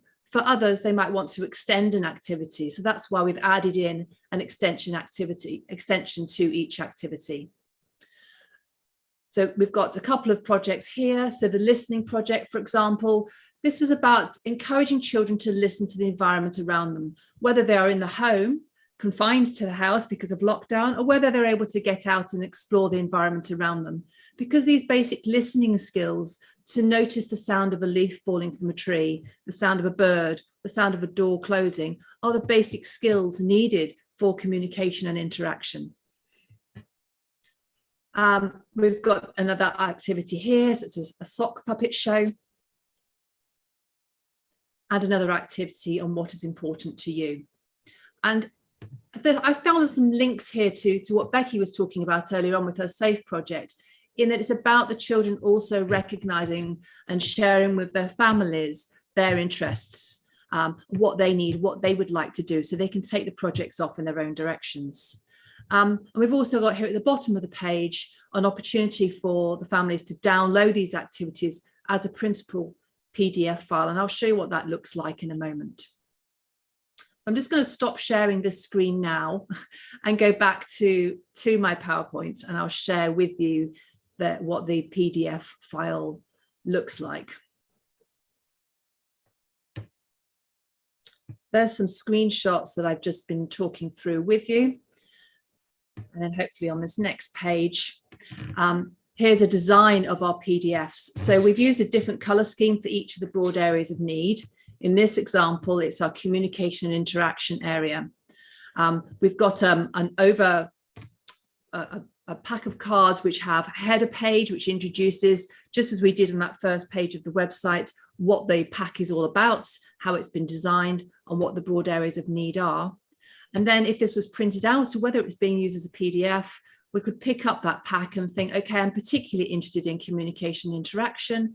Here's an introduction to what that is all about. And then here's the first activity. So each activity is on one card with a front and a back page. And we hope that this is the way that we've designed it, that the use of framing around each of these steps and the use of images is attractive to young people, that they want to engage in those activities. There's a distinctive color, so the activities that are easily associated with an area of need, but also that they can clearly see what it's about.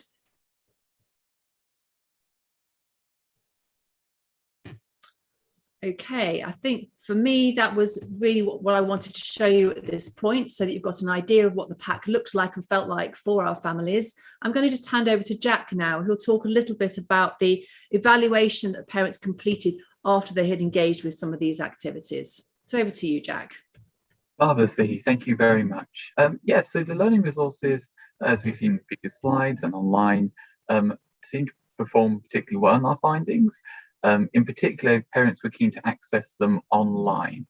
The small catchment of parents who did use the website found that actually having the zipped download folder there came in handy. It was much easier to access. That said, the findings themselves kind of implied that the parents typically referred to the PDF card versions and then would re-access them online. As there are some activities on that website that don't have a PDF card format, and they weren't really accessed. So actually having that visual PDF card has kind of really proven itself in terms of its kind of accessibility for parents. With the schedule and budget, we were unable to provide physical copies of the cards at the time and kind of be able to send them out, but parents did state that they would highly appreciate these. And with our professional resources, potentially we could provide them with something laminated or similar in a more indestructible format, so they could deal with kind of repeated usage. We can have the next slide, please. So with that aspect of our findings considered, we can see if we can mute that.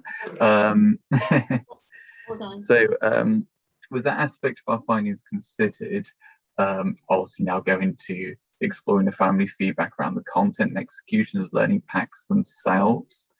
So in designing these packs, we were particularly concerned that they were appropriate for culture, for Malaysian culture. And this is something that we've achieved with much gratitude to our team, with us, Taylor's University and ourselves, who helped us identify a few points to change, even kind of things that, minutiae that kind of culturally we might not consider here. So kind of changing the color schemes, so avoiding yellow as this is considered raw color in Malaysia, and acknowledging that even the things that cats are more recognized as national pets than dogs, which I really like, because actually in my experience for autistic research, those little details that actually help you immerse in something that you're using, and they are really important. So these were incorporated into our later productions and into the PDF cards that you've seen today. In terms of meeting the expectations of the families involved, the feedback was largely successful. You can see on the slide here I've included a quote or two, as well as some traditional kind of graph statistics. And there are a few helpful pointers and interesting trends in the preferred of the 4 learning areas. The findings I'm going to go through now typically reflect the findings of Malaysian families. Unfortunately, we couldn't receive a huge amount of response from Plymouth families as there was a spike in school lockdowns and issues obviously around coronavirus during the time of the trial. In our feedback, we were keen to gauge the extent to which parents felt their child was supported in their learning, and how much they enjoyed an activity as well. Obviously, from Jan's presentation, kind of talking about the kind of robotics and the way that engages, it's really important. And we also wanted to gauge the interest and confidence they instilled in parents themselves. Across all these areas, the physical and sensory needs activity consistently performed kind of best on an even keel, which included games such as using the Play-Doh, you can kind of see that there, and the tracing games. This was alongside activities with social, emotional and mental health needs, particularly including activity around family tree, interesting kind of going back to Becky's presentation on SAFE earlier, in kind of family trees transitioning between cultures there. Notably, such activities had a degree of flexibility and simplicity to them, as well as the capability to be done at home with relative ease, corresponding with the areas for improvement parents provided in wanting other activities be a bit more straightforward for younger children and easier to do at home, not only because of lockdown, but because of the time constraints that a lot of these parents have with kind of managing the work-life balance. Ultimately, the majority of trial families agreed that the learning packs were a positive and useful experience for them.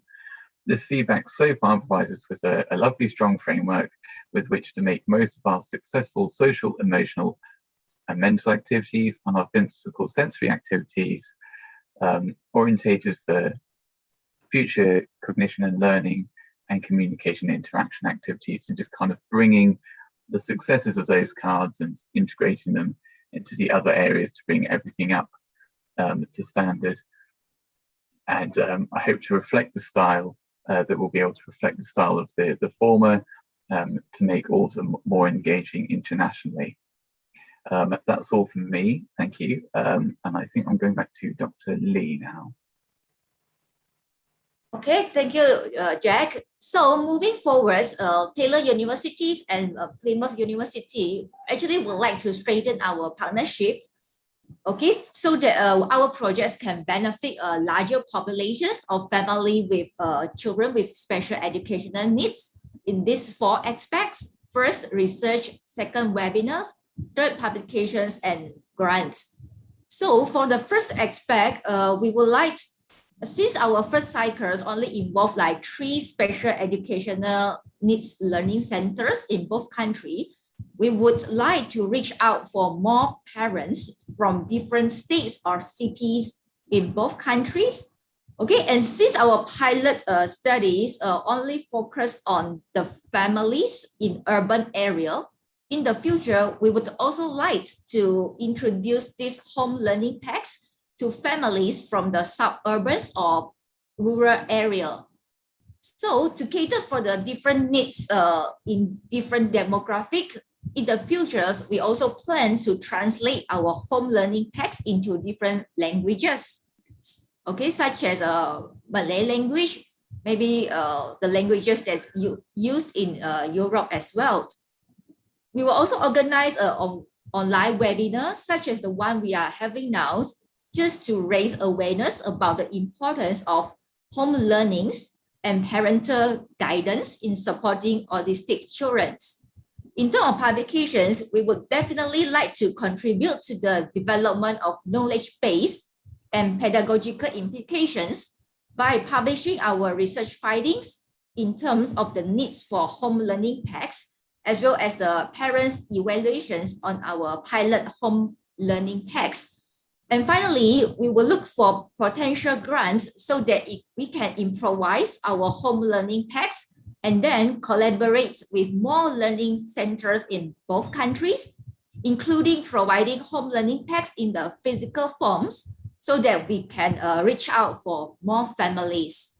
This is the end of our sharing about the ELA projects, and we welcome questions from members of the floor. Thank you. Okay, thank you very much, Dr. Lee. So currently what I'm going to do is I'm going to read out some of the questions that were posted by our our audience. So some of them are related to the previous speaker. So let's go in some kind of chronological order. Dr. Shai, there are several questions. I will kind of summarize the several questions to you. What are the prospects of inclusive education post-secondary education? That means after SPM, what are the chances of, at least in the Malaysian context, what are the prospects of inclusive education when it comes to post-secondary education? Certainly, in our higher education institutions, we have inclusive policy, and we do have students with special needs going into public universities, and also some colleges, what do I say, skill-based colleges like college community, polytechnics. For instance, like College Community, Institute Kemahiran Latihan, and this institutions are all, they are aware, they know about inclusion, and they do have some support system for the children, for the students. And they also have certain courses allocated especially for students with special needs. Other than that, some of our parents over here, I believe she's a parent, she was asking me about the Shadow 8 for the Shadow 8 for higher education. That I am not quite sure if it is allowed or not, if it is included in the higher education, higher institutions inclusion policy or not. I'm not very sure, but no harm, parents can go and learn more about it. And definitely, if it is needed, then can negotiate with the university authority for such services. Okay, I'm going to share my ignorance with you. See, one of the questions that people ask, and I also am curious because I do have a nephew who is autistic. So when we send for inclusive education, in reality, although, philosophically, we all say that, inclusivity is good because they're going to train the special kid with the special need and the regular kid to be tolerant of each other, because the future is about coexisting. But from a curriculum point of view, do you think, especially I'm talking about the high-end inclusivity where you just bring in a special kid into a regular classroom and expect him to cope, do you think his education experience is compromised because the teacher may not be fully trained to accommodate his special needs, and he is in return forced to accommodate himself to the mainstream requirement where his challenges in life could be different? Right, a very good question, Dr. Logan. Yeah. Actually, when we talk about inclusion, it's not just academic alone. Yeah. I would always Correct. say that it's more than but academic. He's going to spend 11 years in the school system, right? Correct. Is it worth his time to spend 11 years and what is he going to get in return? It's not about, I think it's not about coping. If we basically talk about coping, are we having all good students in our classrooms? Are all our students in our Malaysian public schools or in any other schools are excellent students? We have backbenchers. When we can tolerate them, why not our special needs students? Why we need to deny, why not just try first? Why not we support them? That's why I say we have a full range of support if the students goes through inclusion through special education integrated program. So where things goes wrong is when students are placed in the mainstream school without any support. So their students are not able to cope because our mainstream teachers, they have a very large number of students in the classroom, and it's not possible for them to cater education for special needs children without any support. So when we support the students with the necessary support system like shadow teacher or resource teacher, or like differentiated instruction, learning materials, all this kind of additional support. And then we assess them every 6 months. Once we assess them, if the child really not able to be, not able to cope with the curriculum, then definitely we pull them out and we put them in the integrated program and we try to do what we can. And then if we want to try, we can. If parents says that, okay, I think, my child is able to, let's go. Even if they don't go for the inclusive education, they still can sit for the public exams. Yeah. See, but do we have data on how many of them actually succeed with public exams? especially in Malaysia, it's very high stakes. I don't have the data right data, now. Yeah, the data is a bit secretive. Yes, correct. The data is a bit secretive, but we can, I'm sure KPM, they have the data. And I don't know whether they have the data according to the, they have compiled it along with the other students, or they have separated the data. I'm not very sure about that. Right. And also in some schools, I have looked at the data, but they kind of lump everybody, especially learning disability, together, and they can't distinguish in which spectrum the student is. So sometimes many parents get disillusioned because you hear stories about certain parents sending for a particular school, and then their children able to cope successfully. And then they believe then everybody can do this, but not realizing that especially autism and all fall in a spectrum. So you must be very sensitive to which part of the spectrum you are and whether certain therapy will work the same regardless of where you are in the spectrum. So then thanks, Dr. Shaila, for the question. I would like to, this is my personal question. Once again, I'm not a special education expert, so I have lots of questions, but I will just share a few. This is to Dr. Becky. When you talked about family therapy, it's certainly, as I said, I have family members who are autistic, and it's a big challenge. As a family, we were not ready to accommodate or live in a dynamic where an autistic child can fully blossom, because the expectation is unrealistic, and we always have this faith that it will go away one day.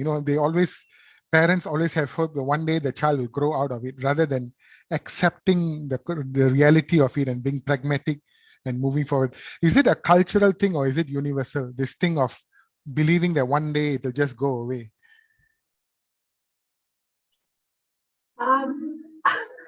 Because I believe I'm trapped because No, it's a very interesting, complex and sensitive question, actually. So on the one hand, we have to appreciate that autistic people have many strengths. Correct. And, we have autistic people here with us today who have incredible strengths. Yeah. And, maybe it's not about whether the autism will go away. Yeah. Maybe it's more about learning to appreciate the difference and the strengths that they have. So I understand that many parents are facing a lot of challenges, and many of them are really struggling. And I think, one thing which is perhaps relates to your question is that as a developmental psychologist, I have to point out that autistic children are like any other children. They develop and change and grow. And the child that you have when they're 4 is not the same child that you have when they're 14. Right. And that many parents find that an important and useful message that their child will develop, grow, just like any other, and that maybe there are things they're finding very, very hard now, but with with support, by being the brilliant parents that most parents of autistic children are, these children will change, develop, grow, and they will become more aware of the strengths that they have and build on those. Another question, because I'm very, I've been thinking about, as I said, because I have family members, I do think about this, and I'm also based on all the presentations today, because the word inclusive education seemed to draw a lot of positive attention, and I kind of see why it's so. Just like multiculturalism and things like that, it attracts a sense of aspirations of any society. But when you said that autistic kids are just like any other kids, but differently able. They have talents that we and they have talents. They have strengths and weaknesses. But putting them in a very general inclusive class, wouldn't then we will lose the opportunity to identify talents and enhance it, because the teacher is overwhelmed by teaching a curriculum that is designed for so-called mainstream kids? I think the key issue here is that we shouldn't be putting autistic children into mainstream classes if those mainstream classes are not ready to include Correct. all the children that come to them. So yeah, that is a case in Malaysia, at least. It's more about us, really. You know, it's about us designing schools and classrooms so that we're ready and welcoming with open arms to all children, and that is what we believe is part of our role as educators, to embrace all children. And I think at the moment in the UK that's not the case, and I don't know about Malaysia, but possibly that's not the case in Malaysia, but that's more about us as strategists and educators than it is about autistic children. Correct. Then the final question I have for you, before I check the notice board, is you talked about the family dynamics and how the family needs to be prepared. But do you, based on your research and maybe you're even reading, do you think the dependence on a family member will evolve over in the sense that at some stage the child will be very close to the mother, at some stage will be closer to a sibling? Does the relationship and the dynamics of the family evolve as the child grows into adolescence and beyond? Or do you think in many cases the dynamic is quite static? Okay, well, it's sounding as if this is a question about attachment theory. Yes. Sorry, I should have mentioned that earlier. So attachment's a very important part of SAFE, and we know that any children can form attachments to multiple people, and that can change as they develop and have new experiences. So yes, they can form new attachments, but that's not to say that they might not have consistent attachments to key people throughout their life. So and that's not always mom. Okay. It could be another person, it could be a sibling or a grandparent. Correct. Just to very quickly point out the importance of the whole family. In family therapy is based on systems theory, and systems theory believes that we all live, we're social creatures, we all live in systems, whether that system is the family, the school, an institution, a university, and that changing one part of that system will have an impact on everything else within that system.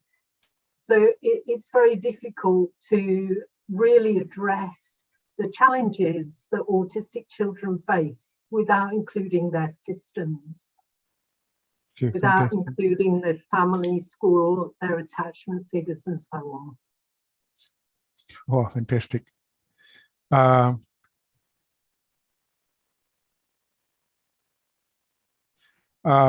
I'm waiting for more questions to come in,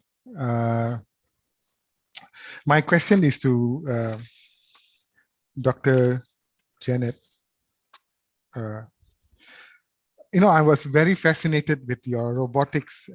As I said, working within my immediate circle, most of the time we dilute the existing curriculum and expose autistic kids or kids with learning disability with more of a diluted curriculum. So this robotics certainly has a high degree of engagement rather than imitating the teacher. Do you think this is only because it has lots of tacit knowledge rather than, or this can be done also in other forms, things like in art and craft and other form of STEM related subjects? Or is it limited to robotics? I think what we were finding in particular was that the robots acted as, I say, avatars. Something that was out there and that externalized some of the very simple goals, and that the children with autistic spectrum conditions in particular could see those very simple goals. So it doesn't necessarily have to be a robot. We've also found similar effects with using puppets. Where you can put the emotions into something else, and then they're simplified and clarified, and that might be easier for quite a lot of children to understand and talk about difficult subjects. But also there are other technological ways to deal with that, with creating on-screen avatars where this simplified character, where things can be made very explicit, can be used as a vehicle to tell stories about difficult subjects. So I think it's the fact that in our case the robots, which drew on many of the skills and interests that a lot of the children with autistic spectrum conditions had, they allowed those children to shine, but also they allowed them to have this external version, this clarity about what it was that everybody was talking about. And that does happen, in other spheres, and art is definitely one of them, because you can make models, you can make drawings, or you can have make objects that stand for and talk about these things more simply. In terms of problem-solving ability, do you think, because obviously, as I said, the experience that we have seen in Malaysia extensively is more of a curriculum that is imitating the teacher rather than engaging in a meaningful way and problem-solving. So how do we start getting them? Because if without intention problem-solving, it's not a passive activity. They have to intentionally engage. How do we get students to intentionally participate to achieve the problem-solving level? I think there is a need to have skills and an awareness of being able to approach problems in a stepwise manner. So that's kind of the basis of computational thinking, that you will look at a problem and you'll break it down, and actually and then, having broken it down in a way that everybody could understand, then I think for children to be given the space to come up with their own solutions, and their own solutions to be valued, will develop their confidence that that they might have the answers that the teacher doesn't necessarily have. And the robotics was a place in which a space in which it was often the children who came up with the answers for why the program wasn't working, because in our project the teachers were also not always the experts. So I think it's that space where the teacher is not the expert, and there's a genuine, authentic working together to solve problems, but also that to be able to confront problems and have explicit prompts for how to solve them, which you have if you're writing a program. You have to have a series of ways in which you can look at why the program isn't working. You have a set of instructions. So again, it's this kind of externalizing and making explicit ways to encounter the difficulty, because we found that the children with autistic spectrum conditions, they were coming up with the solutions that were very different from what the teacher had been demonstrating, because in these groups that were forming, they had the confidence to express their their opinions, and the space in which problem solving was a focus and also something that everybody could contribute to. And this wasn't something we expected, because the group space was an accident, because we hadn't got enough money to buy resources for everyone. Correct. So we had to work with limited resources. Again, an important concept to get over with. But that meant that people started to learn about strengths, and also started to have an authentic reason, a real reason to come up with a solution to a problem where it really wasn't known. I think a lot of the problem with some pedagogic exchanges is that the children and the teacher know that the teacher already knows the answer. Correct. Yeah. Yes. Whereas in these contexts, when they were trying to work on a problem that nobody knew the answer to, then everybody's opinion suddenly had validity. Correct. Thank you very much. Thank you. Dr. Sly, Dr. Shah, I need your help. There are a lot of technical questions that they have posted in the group. I will try to read out as much, but if you can go through them very quickly, it will be good. I'm trying to answer all of them. Yeah, no, maybe you can just run through them very quickly so that the knowledge can, everyone else can pick it up from your conversation. It's so many. Yeah, but most of them are technical questions.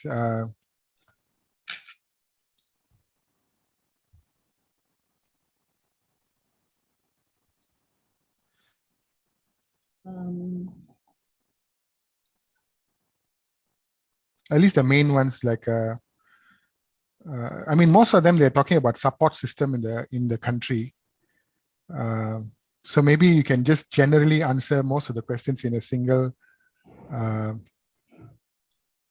Like one of the things on the district level, do we have support at the district level, or is it always in selected, very fortunate neighborhoods?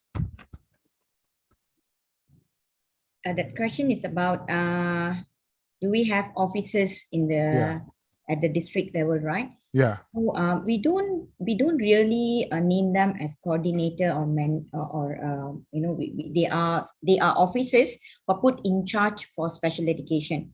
So they are more on enrollment, school placement, program placement, and if you need any some type of accommodation and modification for the students, they will be coming into the schools to talk to the teachers, to the school administration, management, and so on to solve the issues. So mainly that's their job scope over there at the district level and also the state level. So they are just more of an administrator, right? They don't offer expert advice or anything like that. They will offer expert advice based on like for issues like where should my child go? My child has got this problem, but which school will be the most suitable one? Or if the parents are looking for a smaller number school, so they will advise them, okay, we have this program over here. That program is not a very big program, maybe you'll benefit. So their job is more on that part. They are more on, because they are managing the schools at the district level and also at the state level. So they will know, the needs of the parents or the kind of programs the parents are looking for, and they will be able to advise on that part. But other than that, usually it's the parents who are the one who goes to the school, pay visit to the school, talk to the head of the program, talk to the teachers, and see whether the program mentioned by the officer in the education department is really working there or not. Are they really carrying it out or not? Then in terms of teacher preparedness, right, how well are the teachers trained specifically for the inclusive school where parents have desire for their kids to join a regular classroom and try to be as inclusive as possible? Are the teachers receive adequate training to handle a special child in the classroom? Mainstream teachers, without I think that's one of the questions.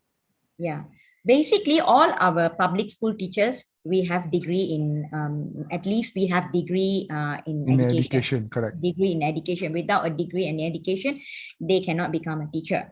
Yeah. So that's the system in our public school. So for special education teachers, most of them now, in the last 10 years, all our special education teachers, they have degree in special education. And as for those who do not have a degree in special education, they are from different field. Our ministry gives continuous training for teachers who are not from the special education field, because we are in short of teachers in the special education itself. So ministry, sometimes they open the opportunities to the mainstream teachers who wants to go for conversion. Yeah. So for teachers who convert from their original initial field, they will be given some courses, continuous training, and mostly they learn by on-job training. For instance, I would like to share even my own experience. My degree is not in special education. I graduated in early childhood education. And when I got posted to the government, when I got my first posting, I was posted to a visually impaired school. Something at all nothing to do with my degree. Yeah. I was put to teach preschool children who had visual impairment. So what happened? Of course, I was given the training on Braille, on how to read Braille, on how to write Braille. And then I was also, basically I learned, it was like on-job training. So I was in that program for about 1 year, 2 years. After that, I moved to a secondary school. Totally, I went into a learning disability program. So that's the scenario in our special education program. But what happens here is teachers are coming forward.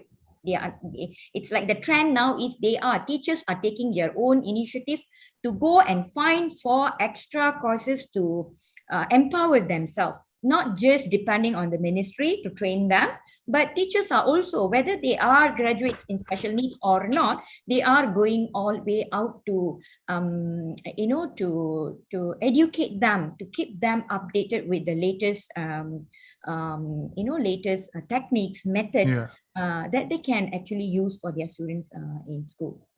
Okay. Right. There's also one question asked whether we have we have a coordinator in all the special education. Okay, coming back to the mainstream teachers, of course, the mainstream teachers are not trained in special needs. So, but they will be given briefing and short courses by the ministry or even by the person who are in charge of inclusive education in that particular school. So that's how the mainstream teachers are learning. And about the head teacher, we have someone called someone who handles who leads the program in our school, in all the SEIP schools, and they are also graduates in special needs. Okay, Jack, would you like to share your experience, Jack? Yes, sorry, I was trying to jump in on the Becky's question earlier, but I think it's kind of it's retained some relevance, hopefully. So I think we're kind of going off ideas of learning, engaging, success, and that sort of thing for autistic children in education. I just wanted to quickly say, before we wrap things up, so I'm, as well as being a PhD student, I'm also an autistic researcher involved within the research of autism. So I've been doing this for about 6-7 years and kind of really wanting to learn about all kind of different parts of the spectrum. And I've actually been really privileged to have Becky as a director of studies alongside Dr. Wickett, who's one of my supervisors, because in our current, in my current doctorate, one of the really key things that's come up is listening. And I think this is fundamental on so many levels in terms of how we approach education now. And I've just been having a kind of a chat on the chat link that I'd like to summarize, especially for people who might be watching live who can't see the chat room, or people who are watching back later. That, you know, I think as an impulse, I think sometimes, and, you know, I'm not seeing that as a criticism at all, but I think an impulse for, you know, if I'm in my practitioner role as somebody supporting, or, you know, if we're parents or teachers and that sort of thing, is that we kind of perceive whether people are or aren't learning, or have a positive or good or bad, essentially. And I think my issue with that is that having, you know, supported and worked with autistic children who might not communicate verbally, might be kind of have quote unquote complex needs and that sort of thing. all the way through to people like myself. I haven't met anyone who has any less intelligence or less capacity to learn as anyone else. The thing lies in how we access and how we listen to the way people learn and how we can adapt ourselves as providers of education to really support those children and adults, wherever we are on this. And I found it interesting when we were talking about family earlier and kind of attachment and transition, that your family and your parents and that sort of thing never go away, and it's kind of listening to how people want to be attached to their family in later steps. I think as people kind of grow up, that's why kind of the SAFE project, for example, is particularly interesting to me, because it's you kind of see how that potentially how those relationships are going to develop, and I think I'm really glad that we're having these kind of discussions, because I think the kind of the world that we want, where it kind of changes, where let's say we just through kind of adapting our thinking can at least kind of begin to provide that environment where we're listening and absorbing the way that autistic children learn. And obviously there are going to be limitations, there are going to be economic and kind of time constraint limitations, but I think it's kind of what Eli has demonstrated in our project, and what Jan's project, for example, with the robots, has demonstrated, is that you only need kind of little stimuli, little things to happen that show the autistic children you're working with that you're opening up to the way they want to explore things. That's the start we need to go with. And once we've started kind of adapting our openness to kind of create this bridge, create this dialogue, then gradually and with patience to ourselves, we can kind of really encourage this learning environment. And again, as somebody who's kind of grown up on the spectrum, and my experience isn't on the kind of level of of others, but definitely kind of having people kind of open to the way that we explore things is really kind of crucial and massively appreciated from other peers on the autistic spectrum, and I hope from what I perceive as well from autistic children with complex needs, or autistic children who don't communicate verbally, who I'm researching at the moment.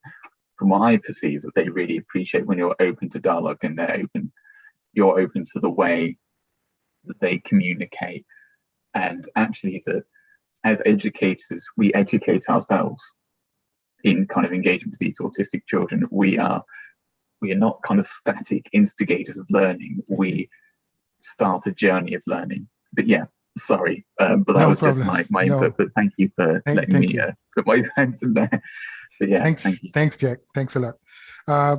I know we can go on, time is running. It's Friday evening in Malaysia at 6:30, so I would like to invite Prof. Moses to summarize the day. And the end of the day, please, I will come back again. So Prof. Moses, the floor in the screen is yours. It's going to be hard to summarize because there's so many different valuable threads running through the different discussions. I think what I took away from this was the nature of learning, not just specifically autism, but the journey, as Jack put it, the journey of learning. It's not just the cognitive and the clinical aspects of learning, but also the social dimensions. I think that came across very strongly today. The role of the family in providing support, the role of peers, the role of other artifacts like even robots. There was an interesting statement just now that the robots, the curriculum supports robotics, but the robots also support the curriculum. I mean, there are all these different artifacts of learning that support each other, which provide the social dimensions to learning. And I know the ELA project, which is part of our collaboration between Taylor's and University of Plymouth. really focuses on family support, something that we have got to start thinking about here in Malaysia. It's not just the role of the school to be involved in the life of the child, but everything around the child. We're only talking about the early stages of learning, but as many of the questionnaires raised, it cuts through the entire lifespan, the entire process of learning. So that's what I took away. I think what I also take away is the need for dialogue and continuing dialogue.